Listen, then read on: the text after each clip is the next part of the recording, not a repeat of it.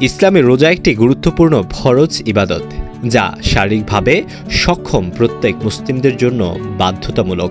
তবে যারা অতিশয় বৃদ্ধ হয়ে পড়েছেন অথবা দীর্ঘস্থায়ী অসুস্থতায় ভুগছেন, যাদের সুস্থ হয়ে ওঠার সম্ভাবনা নেই, তাদের জন্য শরীয়তে সহজ বিধান রয়েছে।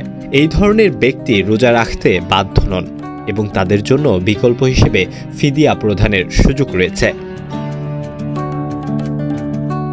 আল্লাহ তাআলা কুরআনে বলেছেন, হে মুমিনগণ, তোমাদের উপর রোজা ফরজ করা হয়েছে যেভাবে ফরজ করা হয়েছিল তোমাদের পূর্ববর্তীদের উপর, যাতে তোমরা তাকওয়া অবলম্বন করতে পারো। তবে তোমাদের মধ্যে কেউ যদি অসুস্থ অথবা সফরে থাকে, তাহলে অন্য দিনে এই সংখ্যা পূরণ করবে। আর যাদের জন্য রোজা কষ্টদায়ক, তারা প্রতিদিন একজন দরিদ্রকে খাবার প্রদান করবে।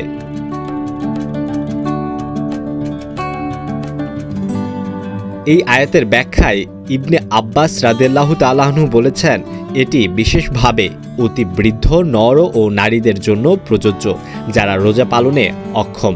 তাদের জন্য প্রতিদিনের পরিবর্তে একজন দরিদ্রকে খাবার খাওয়ানোর বিধান রয়েছে।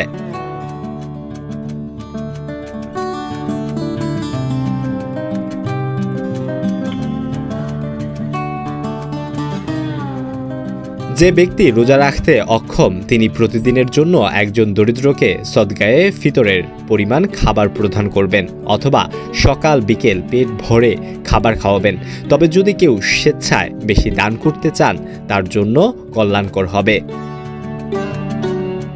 ইসলাম একটি সহজ ও সহনশীল ধর্ম। যারা বার্ধক্যজনিত কারণে রোজা রাখতে অক্ষম, তাদের উপর আল্লাহ কোনো কঠোরতা চাপিয়ে দেননি। তাদের জন্য রোজার পরিবর্তে ফিদিয়া দেওয়া যথেষ্ট, যা ইসলামিক বিধানের সহজ ও বাস্তবসম্মত দিককে প্রতিফলিত করে। আলোয়ান খান, ঢাকা প্রকাশ।